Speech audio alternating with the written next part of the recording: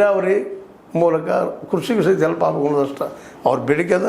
Mostly ಇದನ್ನು ನಮ್ಮ ಜಾರಕಿಹೊಳಿ ಸಹೋದರರು ಸೀರಿಯಸ್ ತೆಗೆದುಕೊಂಡು ಅದರಲ್ಲೂ ನಮ್ಮ ಸತೀಶ್ ಜಾರಕಿಹೊಳಿ ಅವರಂತೂ ಇದನ್ನು ಏನಪ್ಪ ಅಂದ್ರೆ ಒಂದು ಚಾಲೆಂಜ್ ಆಗಿ, ರಾಜಕೀಯ ಚಾಲೆಂಜ್ ಆಗಿ, ಯಾಕಂದ್ರೆ ಹುಕ್ಕೇರಿ ಇವತ್ತು ಅವ್ರಿಗೆ ಏನಪ್ಪ ಅಂದ್ರೆ ನಿಧಾನಕ್ಕೆ ನಿಲುಕಲಾರದ ಗಗನ ಕುಸುಮ ಆಗುವ ಎಲ್ಲ ಸಾಧ್ಯತೆಗಳಿದ್ದಾವೆ.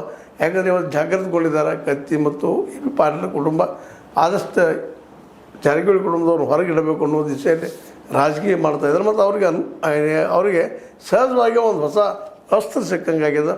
ಅದು ನಮ್ಮ ರೈತ ಮುಖಂಡರು ರೈತರ ಜೊತೆಗೆ ತಮ್ಮನ್ನು ತಾವು ಗುರುತಿಸಿಕೊಳ್ಳೋ ಕೆಲಸವೇ ಮಾಡ್ತಾಯಿದ್ದಾರೆ. ಅಂದ್ರೆ ಇದೆಲ್ಲ ಡೆವಲಪ್ಮೆಂಟ್ ನೋಡಿದಾಗ ಸಹಜವಾಗಿ ಇಲ್ಲಿ ಜಾರಕಿಹೊಳಿ ಅವರನ್ನು ಟಾರ್ಗೆಟ್ ಮಾಡುವಂಥದ್ದು ಸರ್ಕಾರದಲ್ಲಿದ್ದಾರೆ, ಕೆಲಸ ಮಾಡಲಿ ಅನ್ನೋದು ಒತ್ತಡ ತರ್ತಾನೆ. ಆ ಒತ್ತಡಕ್ಕೆ ಅವ್ರು ಮಾಡಲೇಬೇಕಾದಂಥ ಪರಿಸ್ಥಿತಿ ತರ್ತಾ ಇದ್ದಾರೆ.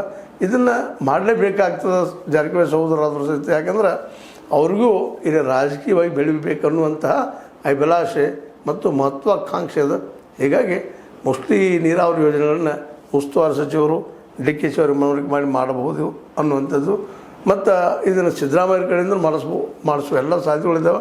ಇದನ್ನು ಮಾಡಿದರೆ ಸಹಜವಾಗಿ ಹುಕ್ಕೇರಿ ಭಾಗದಾಗ ಇವ್ರ ಬಗ್ಗೆ ಇನ್ನಷ್ಟು ಹೆಚ್ಚು, ಈಗ 30% ಅದಾರ, ಇನ್ನೂ ಹೆಚ್ಚಾಗುವಂಥ ಸಾಧ್ಯತೆಗಳು ಎಲ್ಲ ಇದ್ದಾವೆ. ನೋಡೋಣ ಏನಾಗ್ತದೆ. ಯಾಕಂದ್ರೆ ಈಗ ಜನಕ್ಕೆ ಬೇಕಾಗಿದ್ದು ನೀರು, ಕುಡಿಯುವ ನೀರು, ರೈತರಿಗೆ ಬೇಕಾಗಿದ್ದು ಅವ್ರ ಹೊರಗಳಿಗೆ ನೀರು. ಅದಕ್ಕೆ ಈ ನೀರನ್ನು ಒದಗಿಸುವಲ್ಲೇ ಸತೀಶ್ ಮತ್ತು ಅವರ ಪಾರ್ಟಿ ಎಷ್ಟು ಮಟ್ಟಿಗೆ ಯಶಸ್ವಿ ಆದೀತು ಅನ್ನುವಂಥದ್ದು.